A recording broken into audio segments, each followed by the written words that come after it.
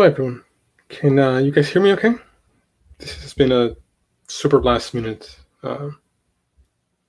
show. Just we were supposed to do something earlier, but uh, having some issues here and there. So I think we'll be back on normal schedule probably midweek.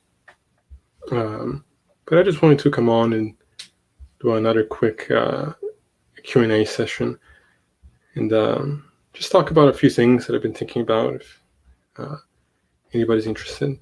I just wanted to make sure that you guys can hear me okay because I'm having some technical issues as always. So let me know if you guys are having any trouble hearing my microphone or anything like that.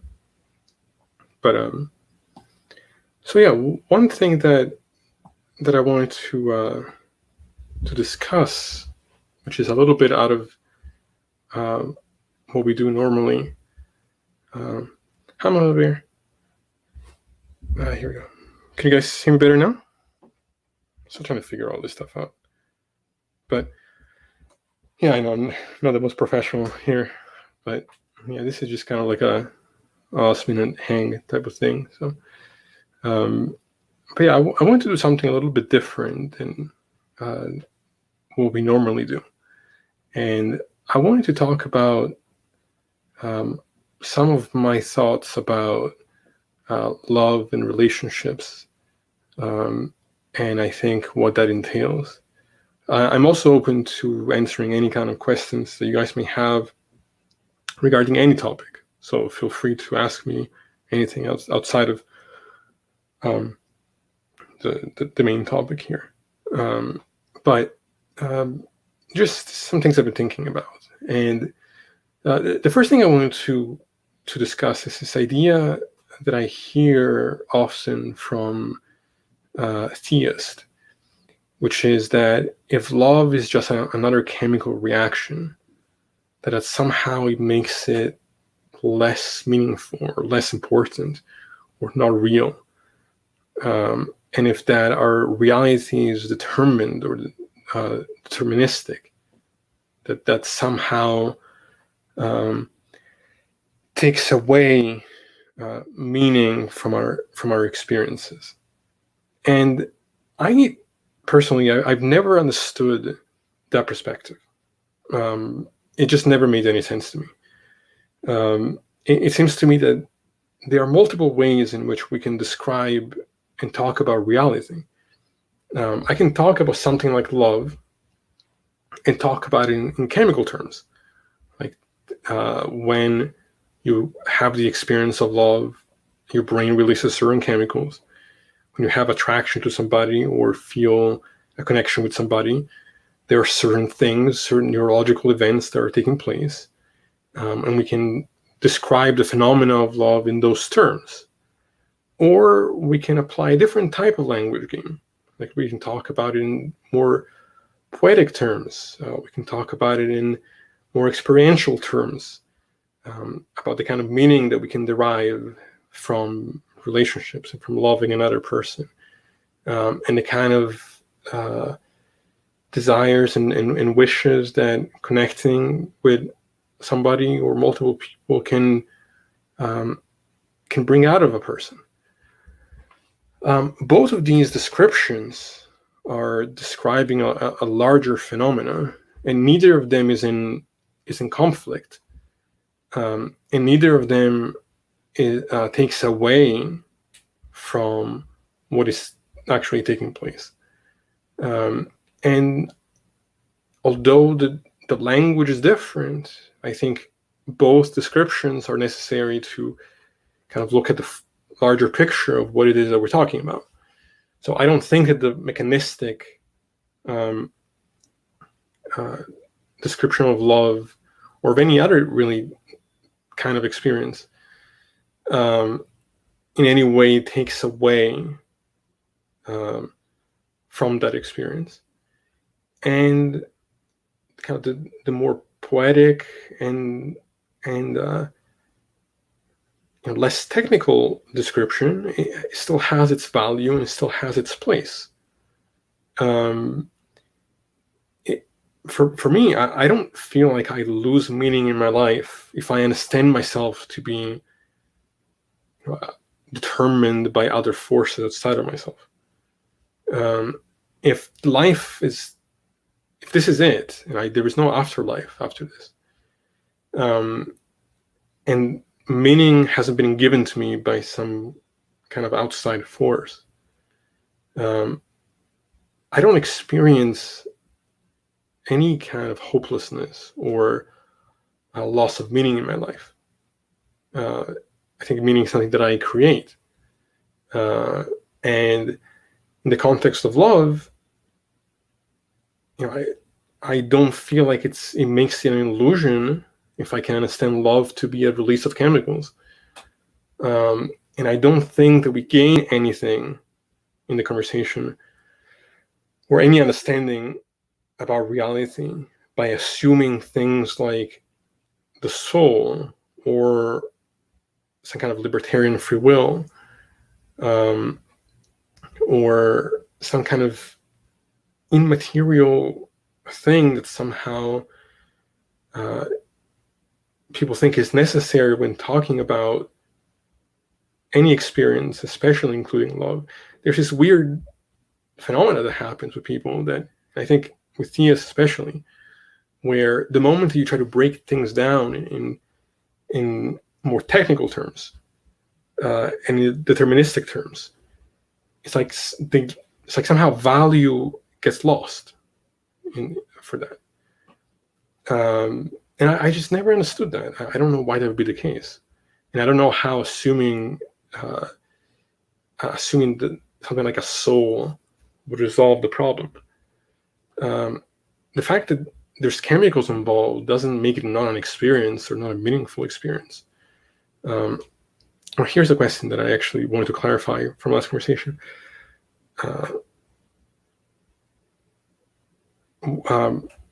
Pessimistic idealist asks, what do I mean by material? And this is a question that you guys asked when you were on. You asked. Sorry, I think I'm lagging a little bit, but hopefully you guys can see me and hear me okay. But I had said last time to you, Pessimistic, when you were on, that what I define as real, and in this case, the physical, is what exists within space and time. And you had asked, well, there are space and time things that exist within space and time. Like, it seemed like there was some kind of flaw there. But I guess how I want to reply to that is by saying that space and time are, I think, descriptions of features, in this case, emergent features, of what it is that exists. And so I really struggle to even conceive of what is meant by the immaterial, because I think all I have an experience of is the material. And I think that includes, like, I don't see any reason to think that consciousness is somehow an exception, even if there are limitations in the ways in which we can talk about consciousness.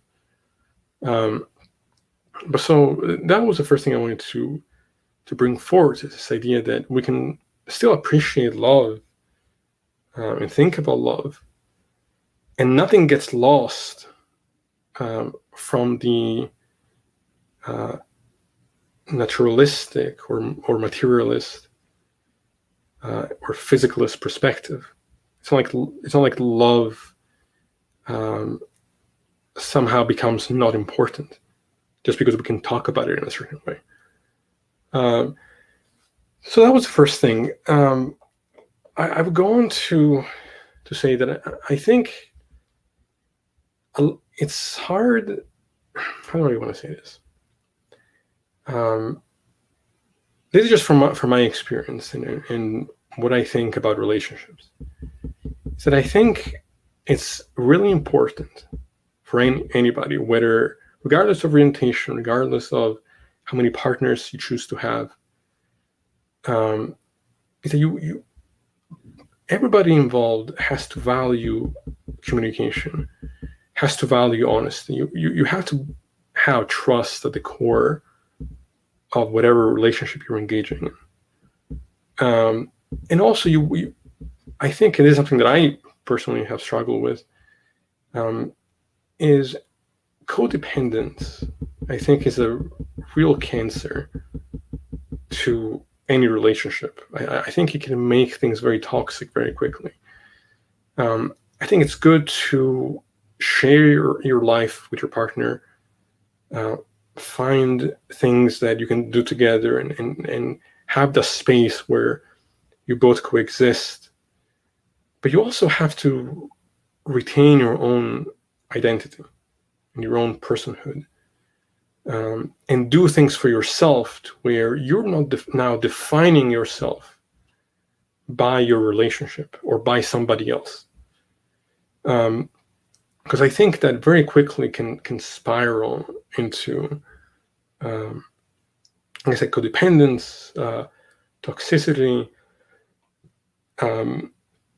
in feeling like without another person you become lost, which that kind of dependency can lead to jealousy, and you want to want the person, but not. At this point, I'm a big believer that you never want to feel like you need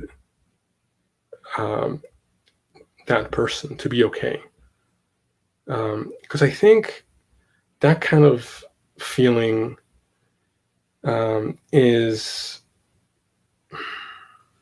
what's the word I'm thinking of? I don't know if it's, I guess people might define love differently, but for me, it seems more,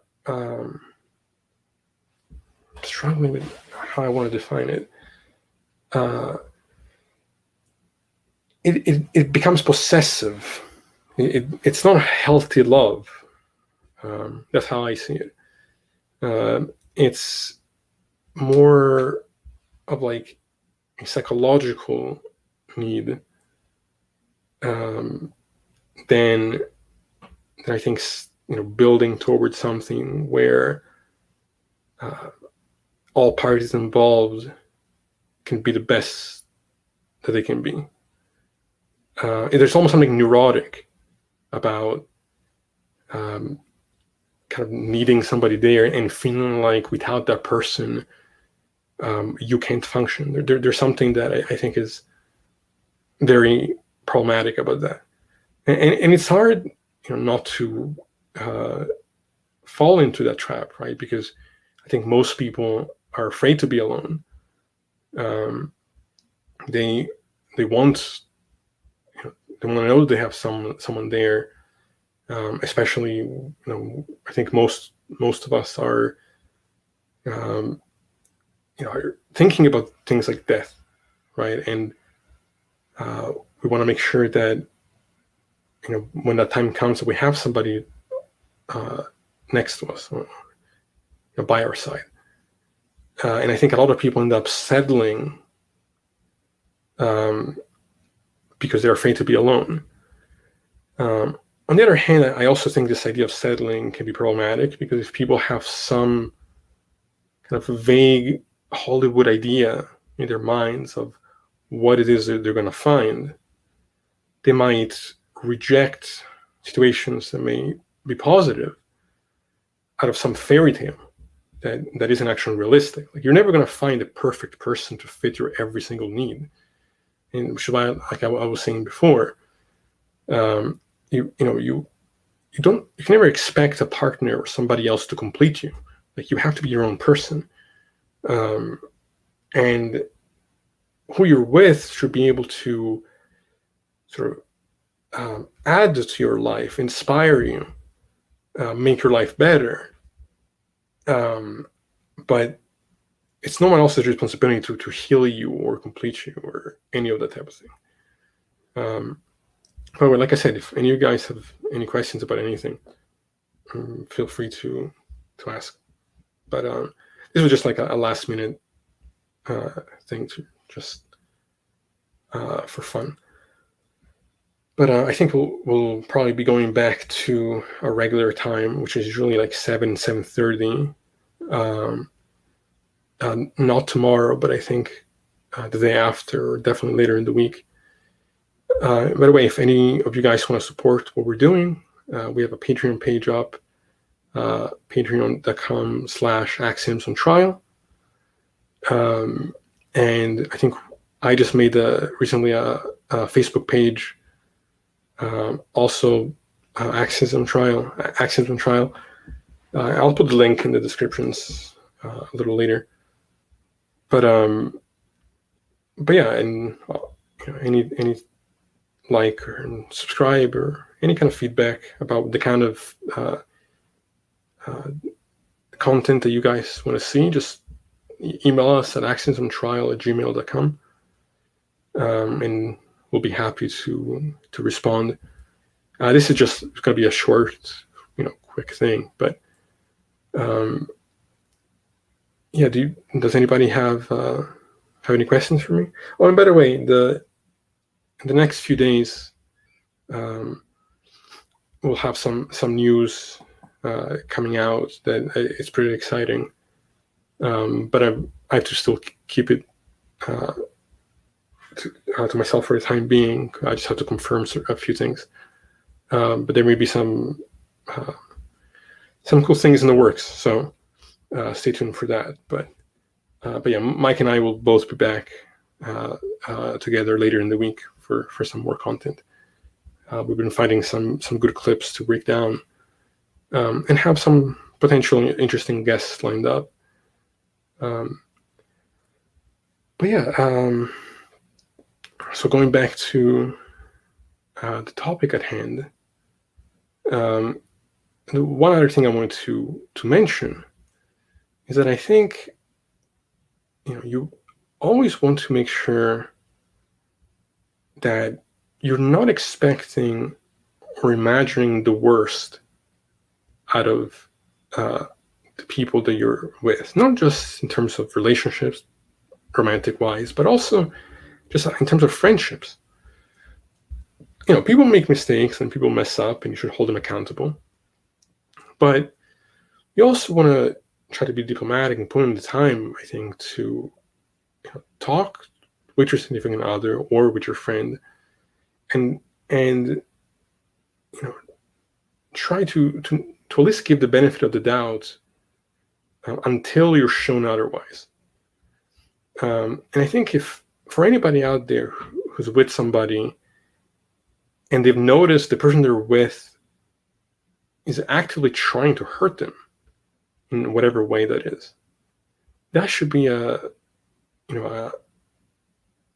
really a red flag. Like, I don't buy into the idea that, oh, well, you're mad and you're upset, and therefore it's okay to say hurtful things to the person you're supposed to care about. Like, yeah, we all get mad sometimes. That's human. But maybe I'm idealistic about some of these things, but to me, you don't actively try to hurt someone that you love. You might do so accidentally, and there's always room for growth and to try to avoid making those mistakes again. But if you're there and you're upset and you're using being upset as an excuse to then use things that you know about that partner or that friend to bring them down, I think, at least from my perspective, that's a red flag that you should move on from the situation. And I think, another thing is that something that I've noticed happen with a lot of people is that when you end up in a situation where the person you're with starts to try to isolate you from everybody else in your life, that is another red flag. Like, again, going to what I was saying before, you have to remain your own person. Otherwise, it's not a healthy relationship. And so, you want to make sure that you're able to tell the signs of manipulation that may be taking place. And once you do find a person that you or people that you feel like you can build something positive with, do so in an open way, value communication, try to validate each other's feelings while also recognizing that sometimes just because you feel something that is not necessarily reflective of reality, try to give the other person the benefit of the doubt, and engage in an open and honest and diplomatic and constructive way. I know maybe it sounds like I'm preaching a little bit, but again, I don't think I'm saying anything that controversial. It's just surprising to me how many relationships are not that. How many relationships are just a constant back and forth of arguing and mistrust and drama that is continued on for years because people are afraid to be alone. And then there's the unhealthy codependency.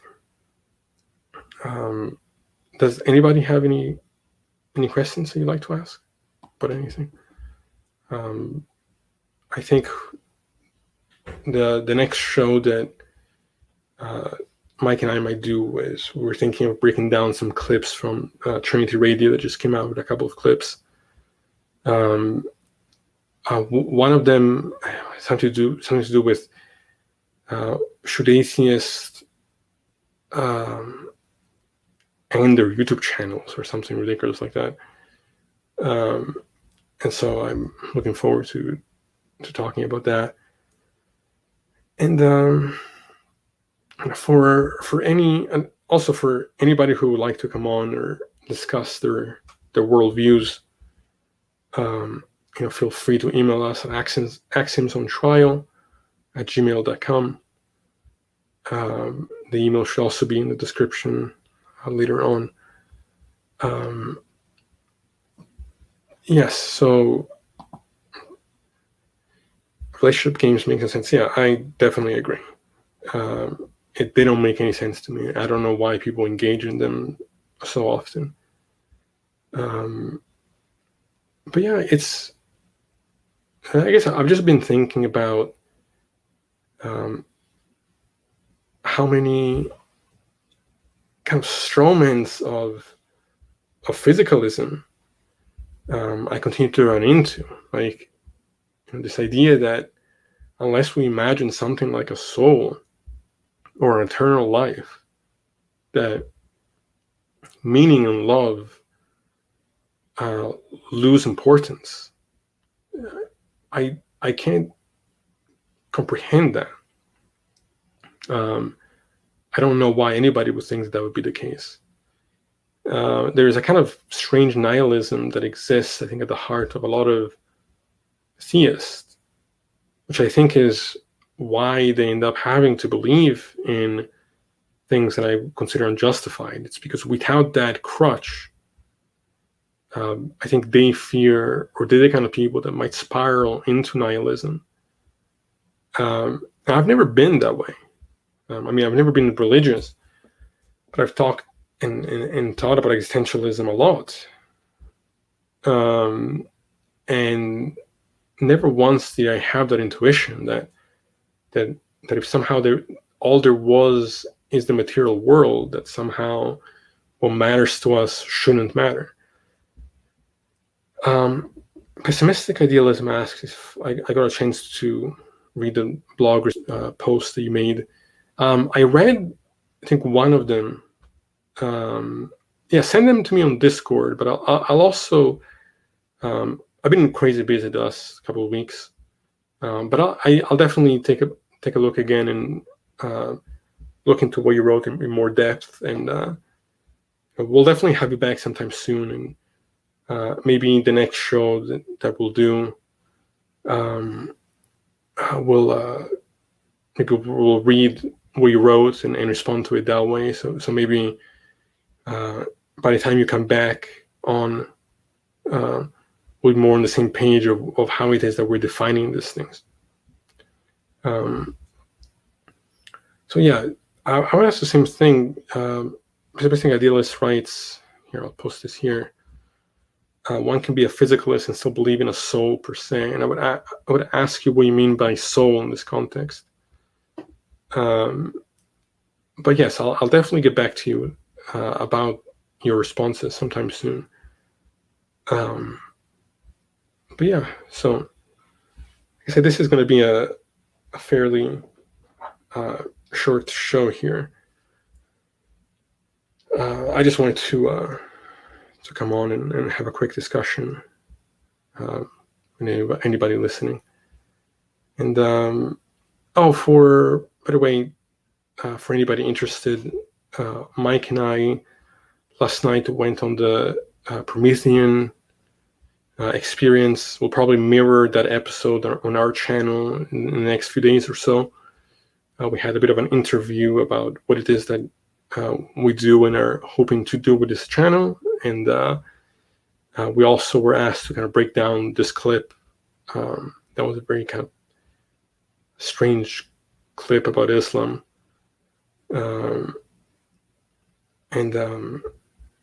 Yeah, so we'll mirror that in the near future, and hopefully you guys will enjoy that interview that we had. But yeah, so if anybody has any kind of wish for what kind of concept you guys would like for us to address or discuss, always feel free to email us, and we'll happily do that sometime in the near future. I think next week we may have a guest. Another thing that I'd be wanting to do is branch out and to shift the focus a little bit less on religion and more on philosophy in general, because I think that is where primarily my interests lie. But we're still willing and happy to engage with theists at any point. I think we try to have conversations with professors more so than anyone, just because I think that's a little bit more interesting. But I also am looking to have kind of a day where it's kind of an open challenge to anybody who wants to come on and discuss from any kind of background, as long as you're of age and everything. We may have somebody in the works for next week that made some claims on a stream I was on about physicalism, and so I would like to kind of compare and contrast worldviews there. Hey, Kat, good to see you. I think I saw Steve earlier as well. Yes. There you go. Hey, Steve. I don't know if you're still here. One of the EA shows here as well. So, how you doing? But yes. So, I think here where to go with. Yeah, I think in the context of love and relationships, that I think we think it's important to make sure that you're always in open communication. You're always, because I think once you break that trust, at least for me, I think it's very hard to rebuild. And I think I wish more people were open to doing things like couples therapy and counseling. I think sometimes having a third party there can make things a little bit easier, and can help engage in a dialogue where things don't spiral into anger as easily. I think it's sad, I think, when people who are supposed to care and love each other so easily fall into resentment. And I think if everybody was a little bit more compassionate and less entitled and more open, things in relationships wouldn't be so difficult. I think as they often are. And then also, of course, make sure that from the start you have the same goals in life.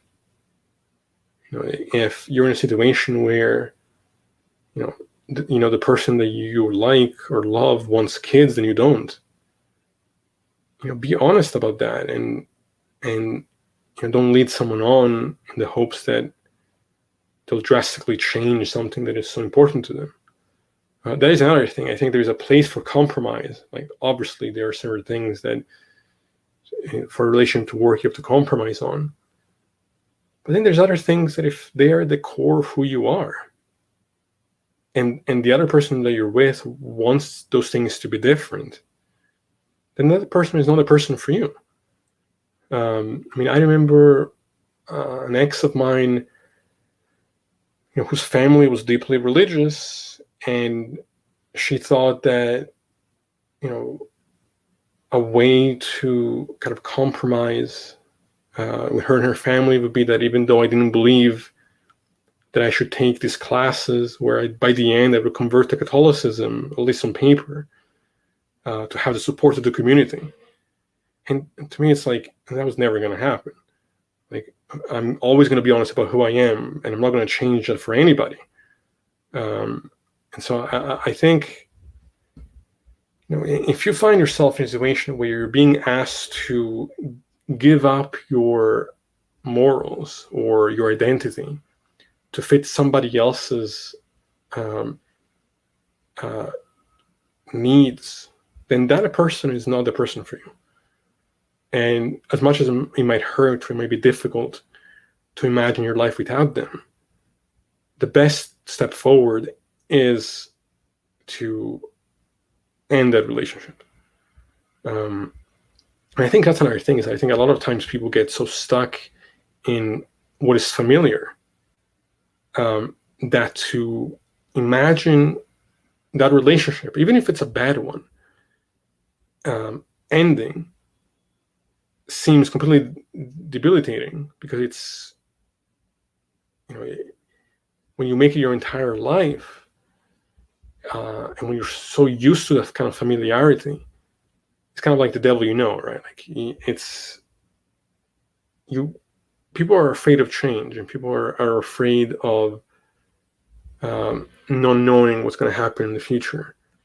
And so they're willing to stick with something that is potentially making them unhappy, because they're afraid that the alternative will be worse. And from my perspective, if a situation is that toxic, where you're being asked to change who you are on a kind of fundamental level, I think it's better to be alone and to wait to find someone who's more compatible, to find someone who's going to respect your boundaries and be willing to work with you and communicate with you openly, and not lie to you, not break your trust, and not kind of see the worst in you, and really be working towards supporting you in a healthy way. And you have to strike the balance between compromise and also retaining who you are. Yes, otherwise people are afraid of challenges. Yeah, for sure. And I don't think there's anything wrong with trying to work with your partner through stuff. We all go through that, right? But there's also a point where you have to kind of ask yourself, is this still worth it, or am I having to change everything about who I am and what I want to kind of fit the needs for this other person? And if that's the case, then it's time to wrap it up. But yeah, people are afraid of challenges. People are afraid of, I think, not knowing what to expect. People are afraid of being alone. People are afraid of the chaos of what could happen, what might happen, what might not happen. And I think that is one fundamental reason that I think drives a lot of people to religion. is that because I think the narrative from religion is kind of provides people with a certain kind of stability where it wraps up reality in a on the surface a neat package. You're told what is there. You're told what will happen. You're told that God loves you. You're told that God has a plan for you. And because the alternative is so scary for people, even if the narrative is ultimately delusional, not backed up by any evidence, and in many ways self-contradictory, and so evidently, self-evidently not the case when you look at the world and you look at what takes place and happens in the world. People want to ignore that just in exchange for that comfort, which to me is a cold comfort. I'm at a point in my life now where I kind of embrace that chaos. It's not that I don't want stability, of course I do. But I also understand that I can't control everything or most things, and I don't need to. I'm okay just, letting what will happen with the understanding that hopefully, at least, I'll be able to handle what life has to throw at me. Thank you, Ada.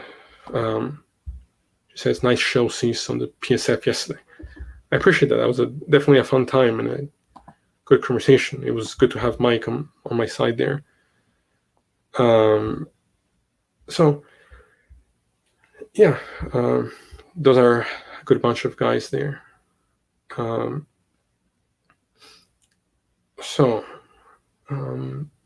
Trying to think what else I can say about this. I feel like at this point I'm probably just repeating myself, but I think you have to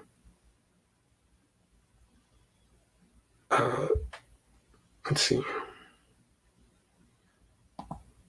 But you're right. In some cases, people feel secure in their relationship and are afraid if they leave, they will face the unknown with no support. Yeah, that's definitely true. And I think we all need a support system. And I think some people are more likely than others in having a support system. But also, I think it's important that your own support. Not that I think we all need to rely on friends and family when necessary. But also, you're really going to be the only certain constant in your own life. And it's important to develop your confidence in yourself that ultimately you're going to have the strength to face whatever happens. Now, you should also be able to reach out for people. You shouldn't be afraid of reaching out. But it's also likely that people, even those you care about, who have your best interest at heart, may disappoint you, or they have their own life and struggles, and sometimes they may not be able to be there in the way that you might need. You should never be afraid to reach out, but you should also be able to get through things on your own if it comes to that. And therapy is always an option. I used to kind of look down on therapy as really not being very useful, and I think there is a place for it if things could get bad enough. I think it can be a constructive tool if used properly.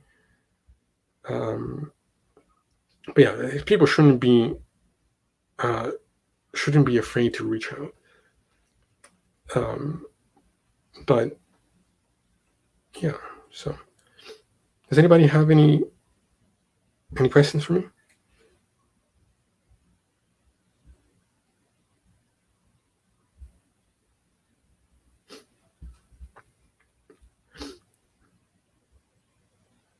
Oh yeah, that's definitely. So Ada writes, not all therapists are good just because they have a degree. That's absolutely true. I mean, there are a lot of therapists out there that are idiots, and that are not a good fit at all.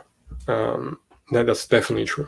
But yeah, it's it sometimes it takes some trial and error to find someone that works for you the right way. But it's important to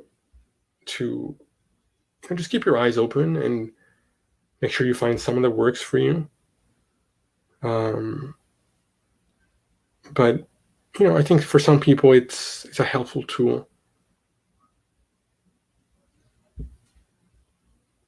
Let's see. I'm looking at the chat to see if I missed anything. Magnetic Vortex Resonance writes, a recent Brookings Institute poll shows women initiate 84% of divorce. That's sinking. Yeah, I'm not sure what to make of that. Yeah, I have no idea what to say about that.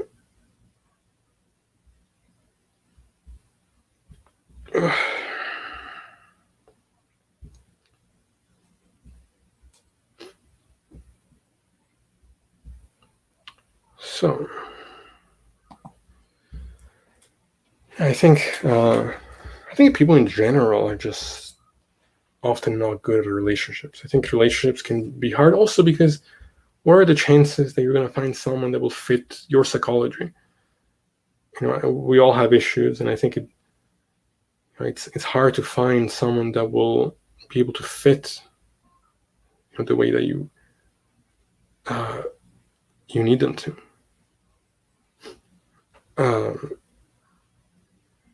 But I think it's, I don't know. I also kind of go back and forth between thinking that ultimately, if you are unhappy with yourself and are not doing the things to be the best person you can be, it may not be the time to then try to be in a relationship with somebody else. But also, we all always have problems and things to work on. And so I don't know that I necessarily agree that you can only love someone else when you love yourself. I think that's a little bit too idealistic. And I think for a lot of us, it's hard to love yourself, and it's hard to think about yourself in that way. But also, if you're in a situation where you don't allow people in, and you're hurting to the point where you're pushing people away all the time, then you might need to do some work before you're able to engage someone else on that level. Yeah, so I don't know what's to say that 84% of women don't care about your struggles seems. I mean, I don't know on what grounds you would say something like that. I mean, divorce can happen for all kinds of reasons, and often both parties are to blame. I don't think that we can get from those statistics any kind of insight as to what was really going on in particular relationships. So I think that seems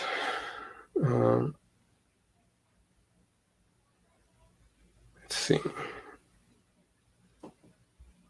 He writes, I have over 9 in disposable income, no debt, good health, no kids. What is missing from my life?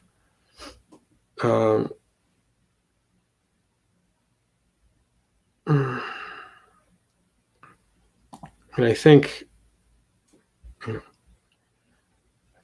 having, I don't know you, I can't answer that question, but it seems if you're kind of generalizing the problems with relationships as just being women's fault, doesn't matter how much money you have, that seems to point to some kind of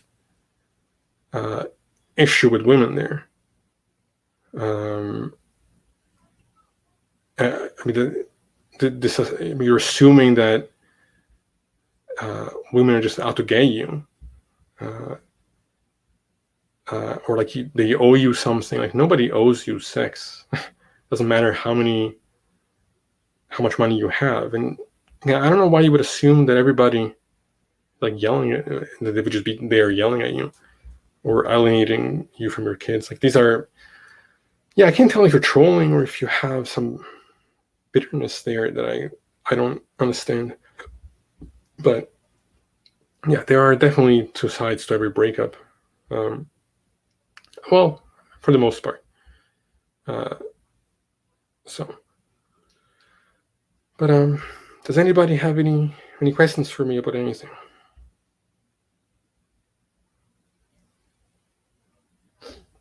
This was kind of like an impromptu last minute thing, so I didn't have too much prepared. I just kind of wanted to come on and rant for a little bit. And like I said, we'll go back on our a more consistent schedule. And by the way, just wanted to say to Ada, I definitely took to heart what you said. I think, I definitely want to try to focus on the future clip breakdowns, to talking about things that are less low-hanging fruit. I think sometimes, even though it's easy, because there are so many talking points that you hear over and over again from theists, I think there's value in kind of engaging on that level and calling out some of those ridiculous ideas that I think we're all accustomed to. But I definitely, took your advice there, and we'll definitely be dealing with things that are a little bit more on a higher level. Just once in a while, it's fun to kind of throw in those silly clips here and there. Now, Magnetic says no trolling, more about facts and statistics. Well, you can't get facts about the reasons for relationships ending just out of those statistics. Like, just the numbers don't tell you anything about the reasons for a relationship ending. So you want to make sure that you're not throwing in your bias in there, and it just seems strange to kind of generalize about the reasons. I mean, you weren't in those relationships, right? Like, you don't know these people. You're just seeing a cold number on a piece of paper. So,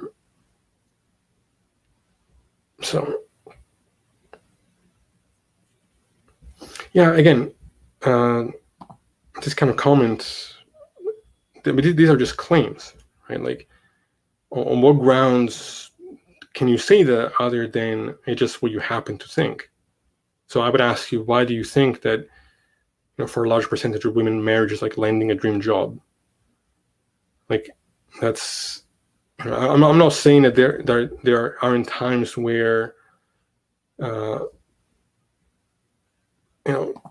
sometimes it's, some of the laws aren't always geared in favor of the actual reality of the situation. But you just seem to kind of be making assumptions there that I don't see any good reasons to believe. Ida asks if I'm interested in psychology. Yeah, absolutely. I think psychology is extremely interesting. And I think it helps kind of paint a larger picture of, it helps understand, us understand, like philosophy, more about the reality that we're part of.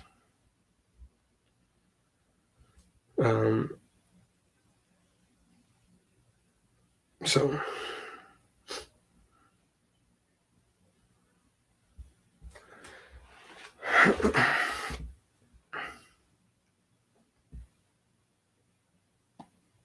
I'm just looking at the chat to see if I missed anything. But yeah, does anybody have any questions about anything? It doesn't necessarily have to be about relationships, but anything at all. I think Mike and I, in the next couple of weeks, will probably have a show about our difference in the way in which we understand consciousness. I think I'm particularly excited for that show. The shows where Mike and I have a have a difference of opinion, I think, are very fun for me. Ada asks what the next show is on. I'm not too sure yet. Like, we have some clips that we were looking at. Some were more about Islam. Some are from a channel called Trinity Radio.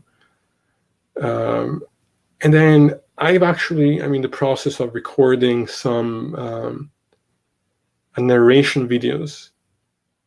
I want to start analyzing some particular philosophers, people like Wittgenstein, people like Kant, people like Merleau-Ponty, and kind of looking at the core of their philosophy and where I think their strengths and flaws lie. And I may do that on a narration video or a series, or I may do some of that live. You guys let me know what you would prefer. Darth asks, what is the secret to life? I don't know. I think I would say the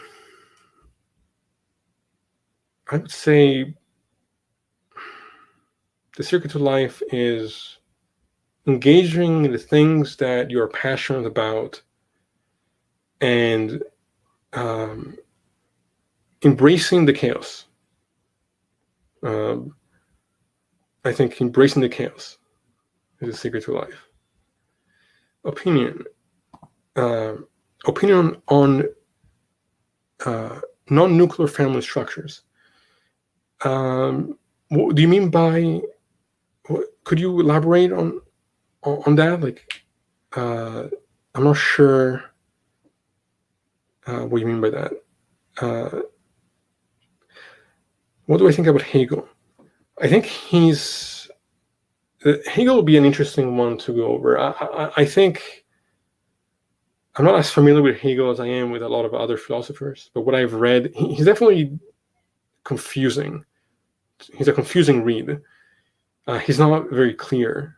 That is definitely one that I want to discuss at some point. From memory serves me right, there's not a lot with Hegel that I find common ground with, but it's been a long time since I've read him. Ada asks which philosophers, so we can brush up on them before the show. I think the first philosopher that I definitely want to discuss is someone by the name of Merleau-Ponty. He's a French phenomenologist, and he wrote something called Phenomenology of Perception. And I want to go over that work because I think it's phenomenal. There's not a lot of philosophers that I find myself agreeing with on a lot, but he's one of them. Let's see.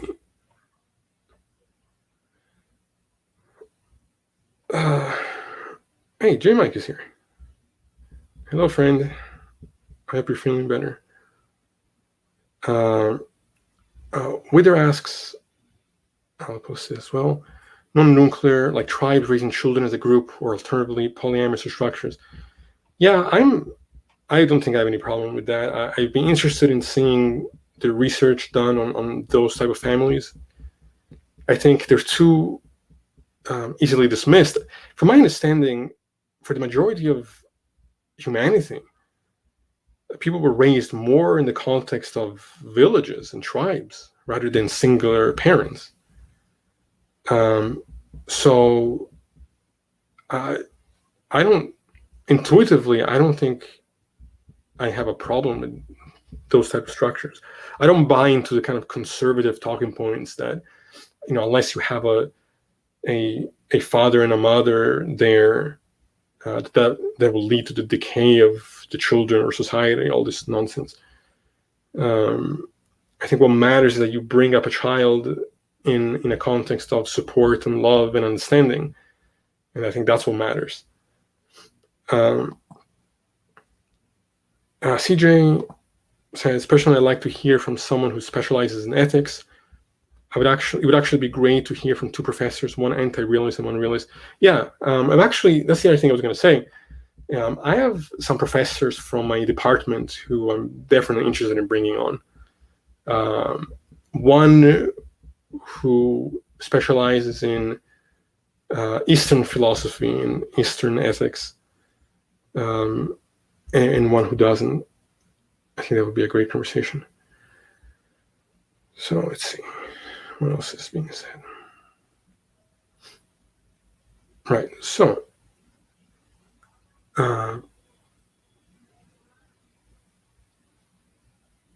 anybody have any other questions for me?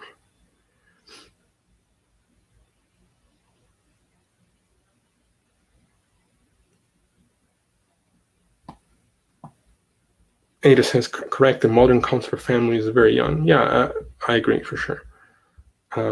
And also the modern concepts of economy. Like, people think that, it's capitalism is ingrained in society. Like, we couldn't function without capitalism. That it's idealistic to think that you could get rid of capitalism. And people forget that capitalism is in many ways a modern system. That for the majority of humanity, we didn't function in a capitalist system. Now, I happen to think that probably the best system is a hybrid between capitalism and socialism. But how to find a balance is obviously a difficult thing. I just happen to believe that the current form of capitalism, which I think is like capitalism on steroids at this point, is not sustainable. I think it's going to fall apart eventually.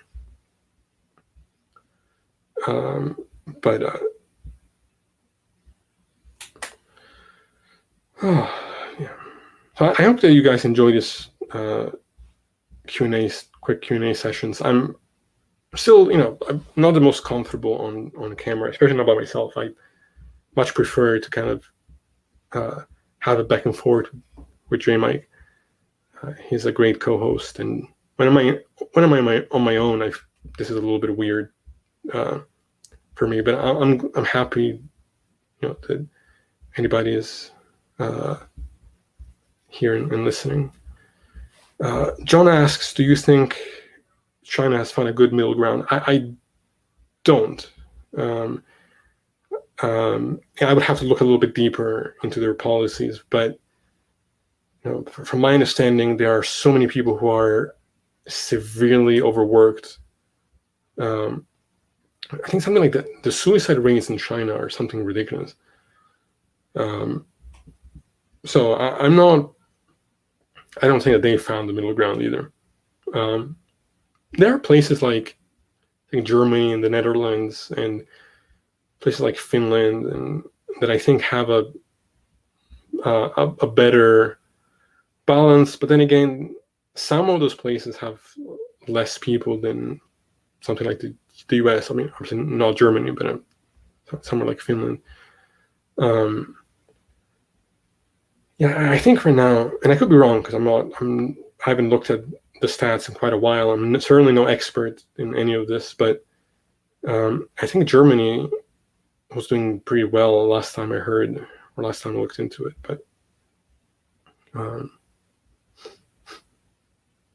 But yeah, I don't think. Well, I hear a lot of bad things coming from China. But again, I'm no expert in. It's not something that I've looked at very closely. But yeah, dear Mike, I'm looking forward to when you can come back and get your schedule sorted out, because I definitely enjoy doing a show with you far more than just me being here. So yeah, I'm probably gonna close out the show and I'll try to stay on for another 20 minutes or something.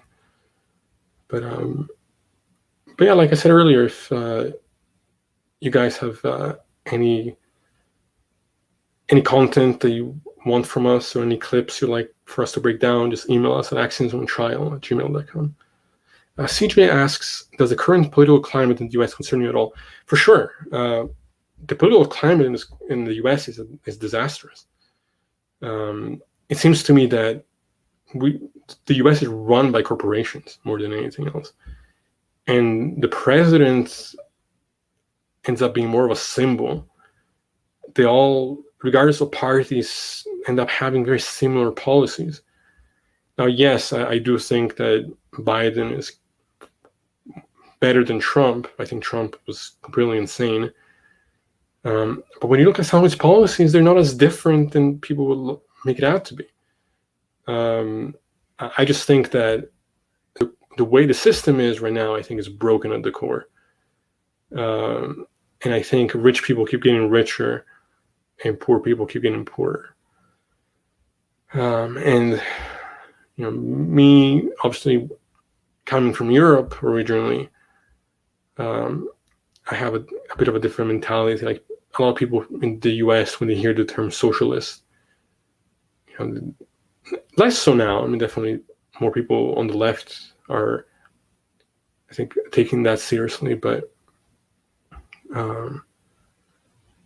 yeah, it's hard, I think, for me to have a lot of hope in politics.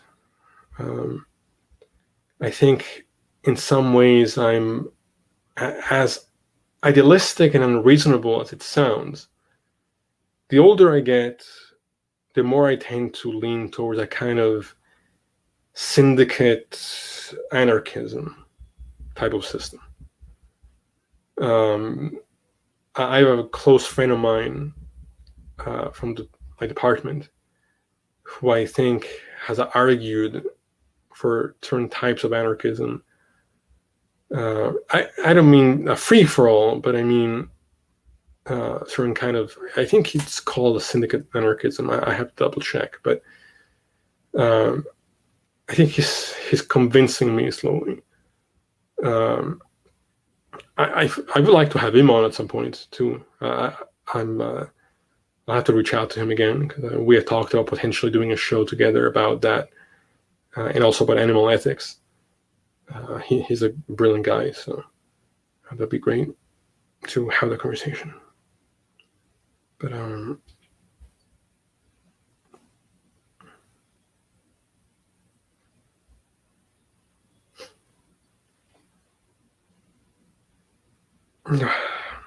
so just reading the chat here.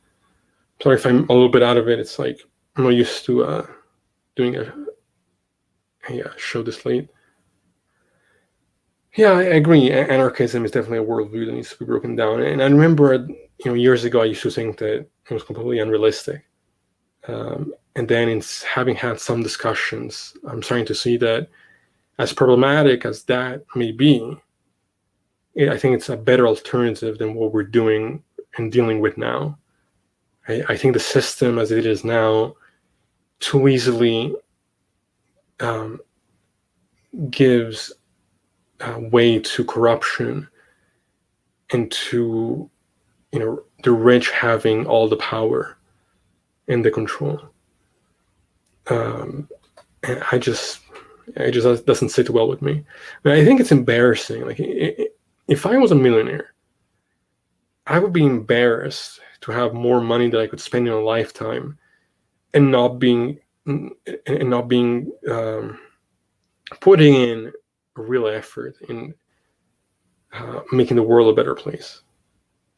I think it's immoral that there's people that have more money than they can ever spend in a lifetime, while at the same time we have homeless people in the same country.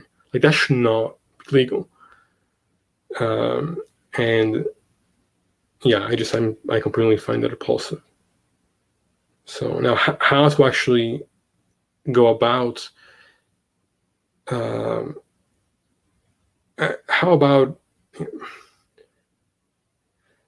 how to bring about that kind of change? I have no idea, and I fear that change will come with revolution, and that is a scary thought because if that happens, blood will be spilled.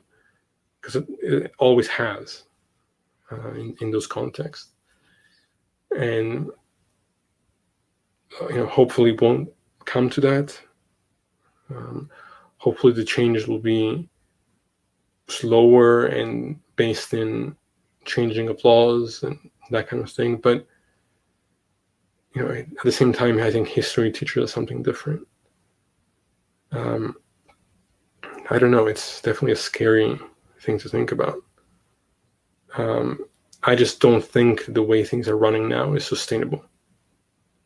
I think it's, especially with concerns about climate change, I think things are only going to get worse if politicians and people in power don't really start putting in effort in changing the type of energy that we're dependent on. But I guess we'll wait and see. I don't know. But yeah, I agree that some things are shifting for sure. In what way, I guess we'll have to see. But yeah, I don't buy into the narrative that everybody here has an equal chance of making something out of themselves. I think that's a complete delusion. I think the US is a much better place than a lot of places in the world, for sure. But I also think this concept of an American dream is an illusion.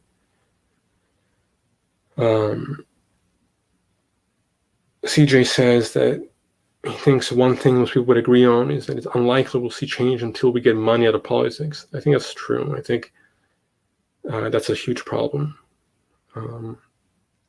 But at some point we're going to be forced in some kind of a change, one way or another.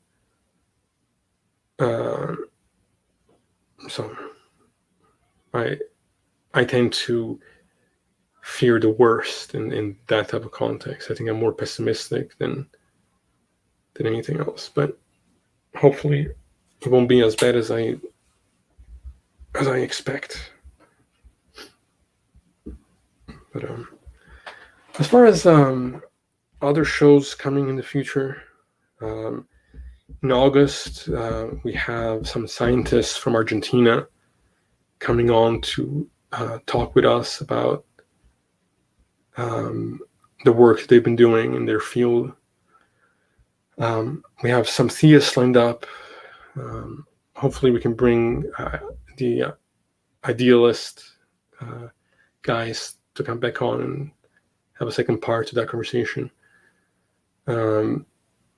I still have an open challenge to any Muslim who wants to engage.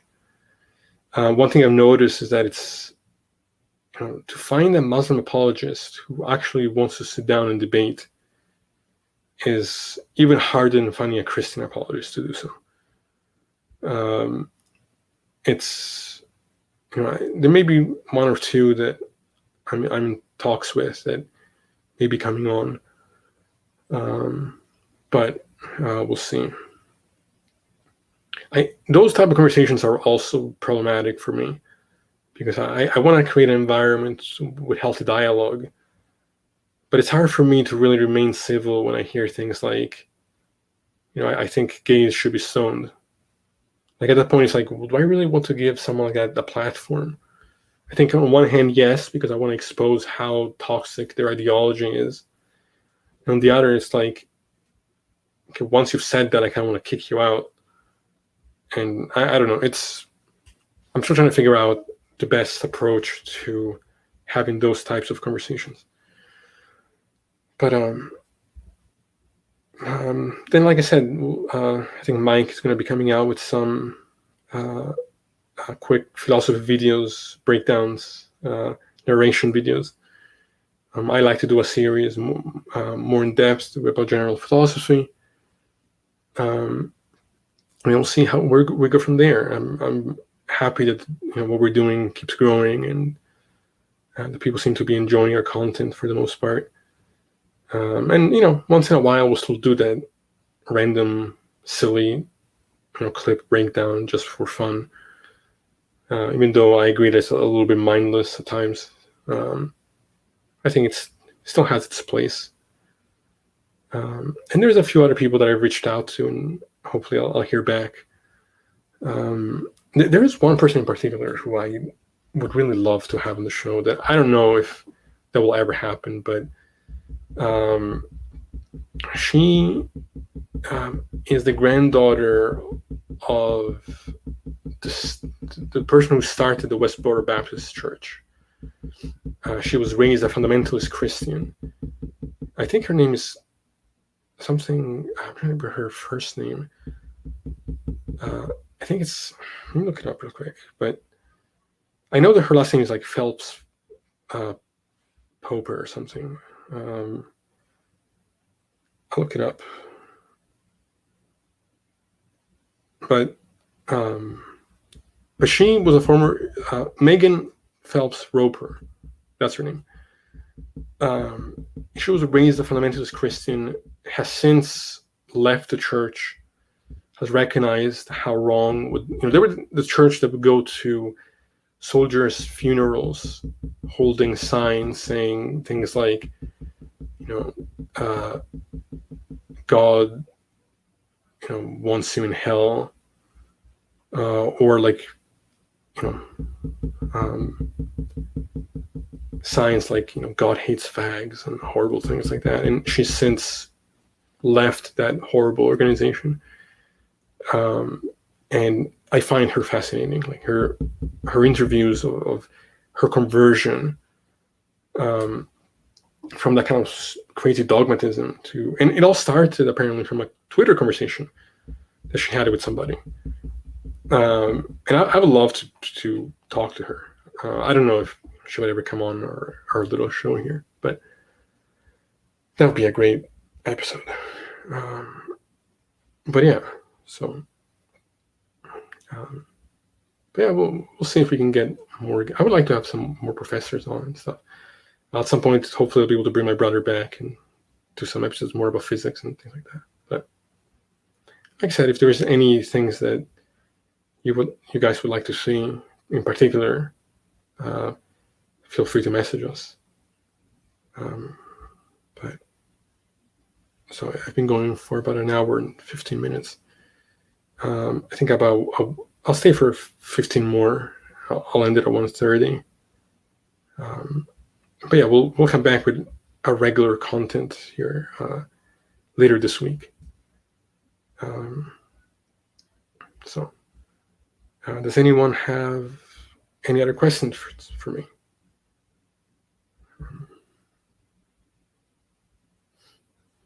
If not, I'll probably look to what are black holes?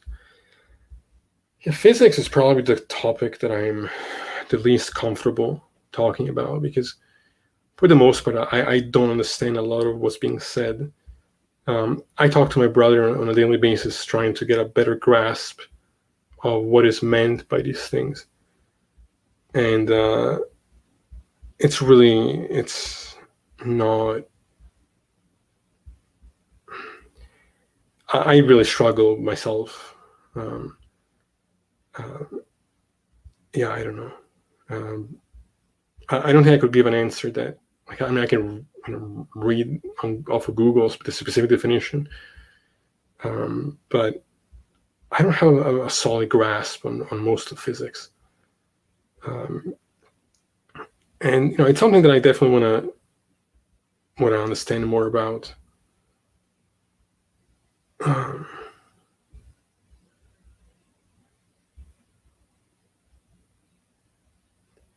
But yeah, I don't know. So much of physics is so counterintuitive to that.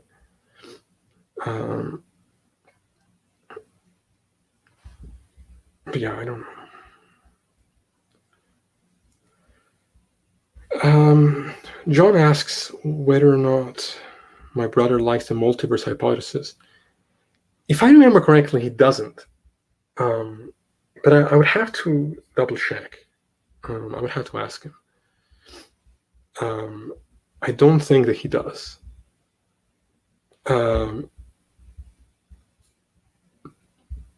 CJ asks what I think about Bayesian epistemology. I think it's. I should do an episode probably just on that. I would have to refresh my memory. I remember reading about it,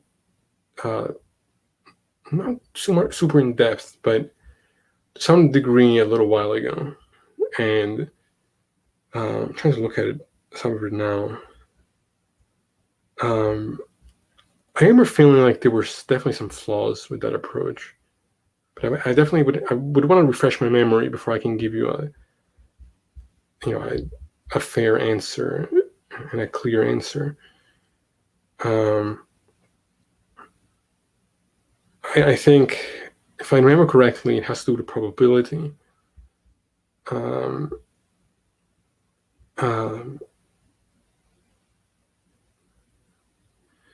Yeah, I'm not sure. Kat suggests to watch Sean Carroll. I watched some of his stuff. I definitely don't agree with Sean Carroll's view of meta-ethics. I think he's completely wrong about that.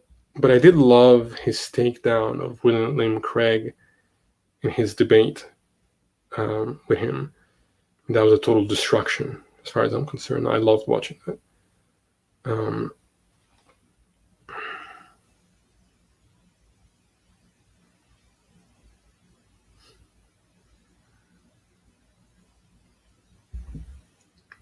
Does anybody have any other question?